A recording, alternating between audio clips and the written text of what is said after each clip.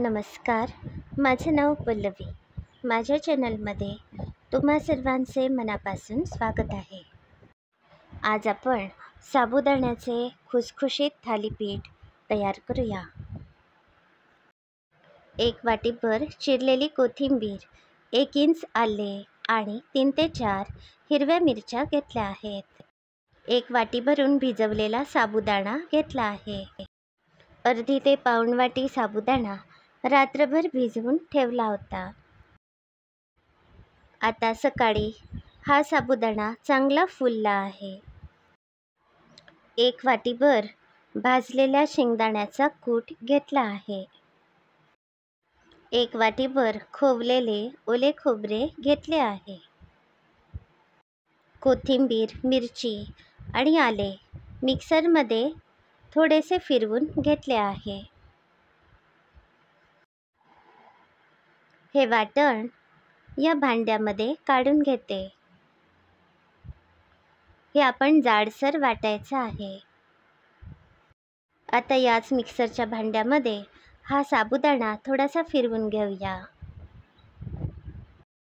हे बघा, साबुदाणा जाडाभरडा असा वाटून घेतला आहे. हे ओले खोबरेसुद्धा एकदा मिक्सरमध्ये फिरवूया. बारीक केलेले ओले खोबरेसुद्धा यामध्ये घालते. आता यामध्ये हा शेंगदाण्याचा कूट घालते. 2 मोठ्या आकाराचे बटाटे उकडून घेतले होते. हे उकडलेले बटाटे थोडेसे कुस्करून घेतले आहेत. ते सुद्धा यामध्ये घातले आहेत. चवीप्रमाणे बारीक मीठ घालायचं आहे.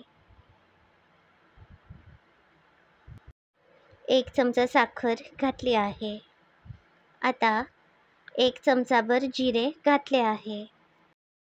1 वाटीभर कॉर्नफ्लॉवर घालूया.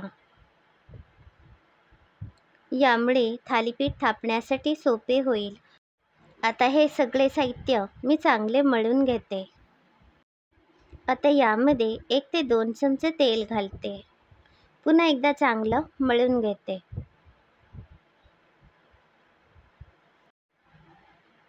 आता हा गोळा 10 मिनिटे झाकून ठेवूया.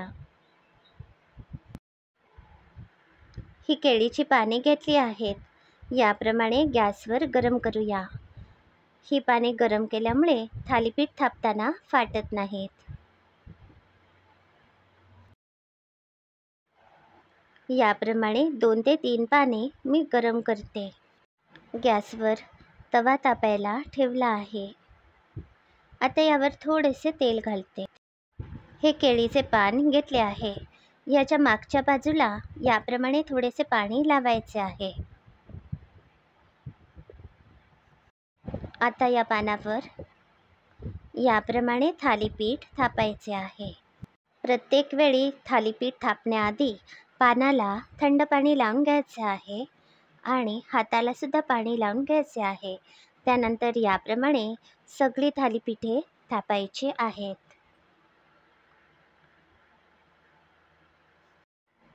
आता थालीपीठाला डिझाईन करूया.